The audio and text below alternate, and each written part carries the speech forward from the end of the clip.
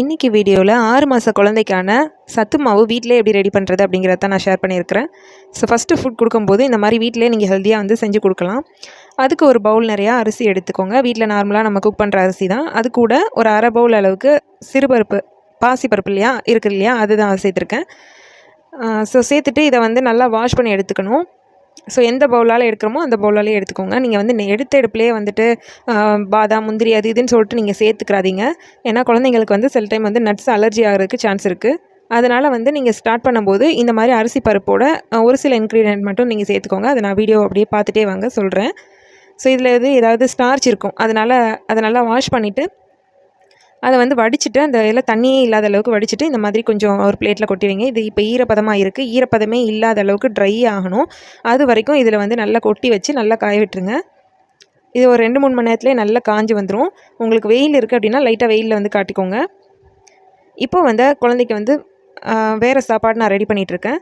So என்ன கொடுக்கலாம் அப்படின்ற ஒரு ஐடியாக்காக தான். நீங்கள் வந்து அரிசி, பருப்பு இதெல்லாம் வந்து வேக வச்சு நல்லா மசிச்சுட்டு கொடுக்கலாம், மிக்சியில் போட்டு அடிச்சுட்டு. இப்போ வந்து நான் வடித்த சாதம் இருக்கு இல்லையா, அதுதான் நான் வந்து கொடுக்குறேன். அது கூட கொஞ்சமாக வந்து வேக வச்ச பருப்பு.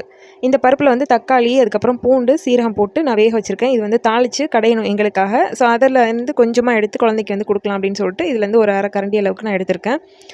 எடுத்துகிட்டு இந்த மிக்ஸி ஜாரில் சேர்த்து நான் அரைச்சி தான் கொடுப்பேன். ஒரு 6 மாத குழந்தைக்கு வந்து அரைச்சி கொடுங்க. ரொம்ப வந்து மசிச்சு கொடுத்தோம் அப்படின்னா முழுங்குறதுக்கு சிரமப்படுவாங்க. தாய்ப்பால் மட்டுமே குடிச்சிட்டு இருந்த குழந்தைங்களுக்கு அது இதுன்னு சொல்லிட்டு நம்ம நிறைய கொடுக்கக்கூடாது. ஸ்டார்ட் பண்ணும்போது கொஞ்சம் கொஞ்சமாக கொடுத்து பழக்கலாம். ஸோ வந்து ஒரு நாளைக்கு பாதி, அதாவது 5 வேளையாக நீங்கள் ஸ்ப்ளிட் பண்ணி கொடுத்தீங்க அப்படின்னா அவங்களுக்கு நல்லாவே சத்துக்கள் நிறைஞ்சிருக்கும்.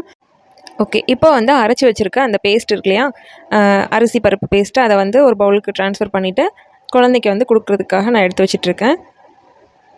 ஸ்டார்ட் பண்ணும்போது பாதாம் வந்து கொடுக்கலாம் அப்படின்னு சொல்கிறாங்க. பட் அதுலேயுமே ஏதாவது அலர்ஜி இருக்கிறதுக்கு சான்ஸ் இருக்குது. ஸோ அதனால் வந்து நான் அது சேர்க்கலை இந்த இதில். ஸோ 6 மாதம் ஸ்டார்ட் பண்ணும்போது இந்த இன்க்ரீடியண்ட்டே போதுமானதாக இருக்கும். இப்போ நான் அரைச்சி வச்சிருந்த பேஸ்ட் வந்து ரொம்ப கட்டியாக இருந்ததுனால அதில் வந்து கொஞ்சம் சுடு தண்ணி சேர்த்துட்டு நல்லா வந்து அதை மிக்ஸ் பண்ணிவிட்டு சாப்பாடு கொடுக்குறதுக்காக நான் எடுத்துட்டேன்.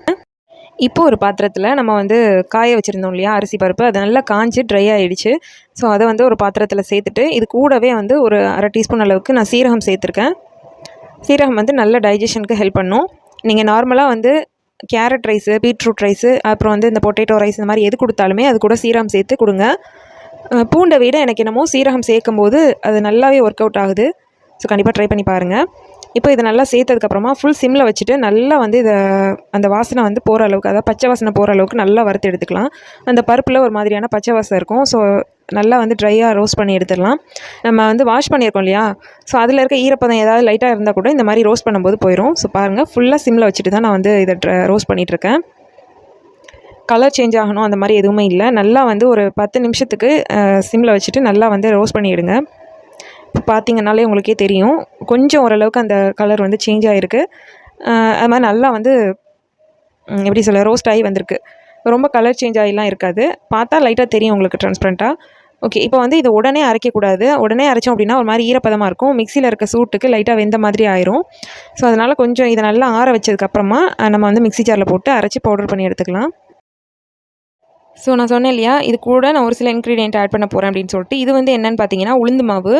உளுந்தை வந்து நம்ம வாஷ் பண்ணிவிட்டு அதை காய வச்சு அரைச்சி எடுத்து வச்ச உளுந்து மாவு. ஸோ இது வந்து இந்த பூச்சி ஏறுற ப்ராப்ளம்லேருந்து கொஞ்சம் அவாய்ட் பண்ணும். அது மாதிரி கஞ்சி காய்ச்சி குடித்தோம் அப்படின்னா பெண்கள் நமக்கு வந்து அந்த குறுக்கு வலி பிரச்சனைக்கெலாம் நல்லா சூப்பராக வந்து ரிலீஃப் கிடைக்கும்.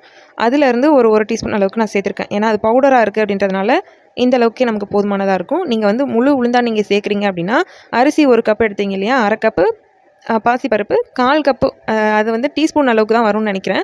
ஒரு டீஸ்பூன் அளவுக்கு நீங்கள் உளுந்து சேர்த்து வாஷ் பண்ணிவிட்டு அதே போல் தான் நம்ம அரிசியும் பருப்பையும் வந்து காய வச்சு வாஷ் பண்ணிவிட்டு காய வச்சு அதுக்கப்புறமா இந்த மாதிரி ரோஸ்ட் பண்ணுறோம் இல்லையா, அதே ப்ராசஸ் தான்.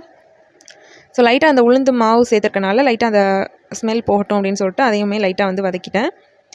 ஓகே, இப்போ வந்து அந்த வதக்கின எல்லா பொருளையுமே வந்துட்டு நல்லா வந்து திருப்பி அதே மாதிரி ஒரு பிளேட்டில் போட்டு ஆற வச்சுக்கிட்டேன். ஸோ அந்த சூடோடு நம்ம அரைக்க வேண்டாம், ஆற வச்சுக்கலாம் அப்படின்னு சொல்லிட்டு. இப்போ இதை வந்து நம்ம அரைச்சி எடுத்துக்கலாம். மிக்ஸி ஜாரில் சேர்த்துட்டு தண்ணி எதுவுமே ஈரமே இல்லாத அளவுக்கு மிக்ஸி ஜார் வந்து இருக்கணும். ஸோ சேர்த்துட்டு அரைச்சதுக்கப்புறமா ஒரு சலிப்பு இந்த மாதிரி ஒரு சல்லடை வச்சுட்டு நல்லா அரைச்சி எடுத்துக்கிட்டோம் அப்படின்னா கொஞ்சம் பெரிய சைஸில் இருக்கிறது, அப்புறம் சீரகத்தில் உள்ள அந்த நார் எல்லாமே இதில் வந்து விழாமல் இருக்கும். ஸோ அதை வந்து நம்ம சலித்து எடுத்துக்கலாம். இப்போ பார்த்தீங்கன்னா தெரியும் எந்த அளவுக்கு சாஃப்ட்டாக வந்து இந்த மாவு வந்து நமக்கு ரெடி ஆயிடுச்சு அப்படின்னு சொல்லிட்டு. இந்த அளவுக்கு சாஃப்ட்னஸ் இருந்துச்சு அப்படின்னா தான் கஞ்சி காய்ச்சும்போது நல்லாயிருக்கும். ஸோ நெக்ஸ்ட் வீடியோவில் நான் கஞ்சி எப்படி ரெடி பண்ணி கொடுக்குறேன் அப்படின்றதையும் நான் ஷேர் பண்ணுறேன். இந்த மாதிரி ஒரு ஏர்டைட் கண்டெய்னரில் போட்டு நீங்கள் ஸ்டோர் பண்ணி வச்சுக்கலாம். அவ்வளோதான், இந்த வீடியோ இதோட முடியுது. நெக்ஸ்ட் வீடியோவில் பார்க்கலாம். தேங்க்ஸ் ஃபார் வாட்சிங்.